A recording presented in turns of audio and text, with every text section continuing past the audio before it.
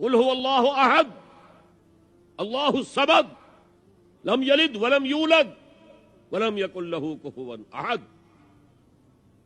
کہہ دو، اعلان کر دو اے محمد صلی اللہ علیہ وسلم، اللہ اکیلا ہے. احد، اللہ ایک نہیں، ایک تو واحد سے کا ترجمہ ہوگا، اللہ واحد. احد، اکیلا، تنہا، کوئی اس کا ساجی نہیں ہے. اللہ الصمد، صمد اس کو کہتے ہیں کہ جس کا کوئی سہارا لیا جائے، جس کے سہارے سے کوئی چیز قائم ہو. اللہ قائم بالذات ہے، اپنی ذات سے قائم ہے. پوری کائنات اس نے تھامی ہوئی ہے، وہ چلا رہا ہے.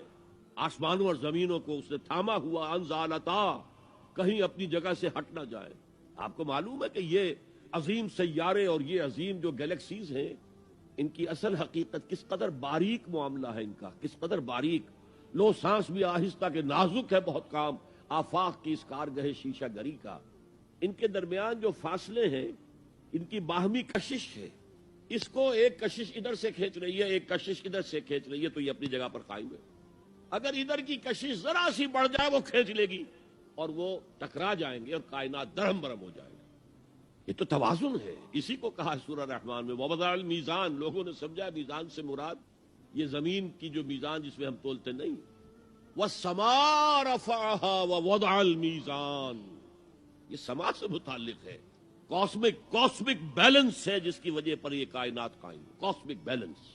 بہرحال اللہ ہی ہے جو قائم بالذات ہے اور باقی سب اس کے سہارے قائم ہیں. لم یلد ولم یولد، نہ اس نے کسی کو جنا نہ وہ جنا گیا، نہ کوئی اس کے ماں باپ ہے اور نہ کوئی اس کی جورو ہے، نہ اس کی کوئی اولاد ہے. ولم یکن لہ کفوا احد، اور کوئی اس کا ہمسر ہم پلہ نہیں ہے. اس لیے کہ اولاد تو ہم پلہ ہوئی نا. برہمن کا بیٹا تو برہمن ہی ہوگا، راجپوت کا بیٹا راجپوت ہوگا، سید زادہ سید ہی ہوگا نا. تو یہ اصل میں شرک فی الذات کی نفی پر یہ سورہ مبارکہ اتنی جامع ہے کہ اسے حضور صلی اللہ علیہ وسلم نے سلس قرآن، تہائی قرآن کے مساوی ہے.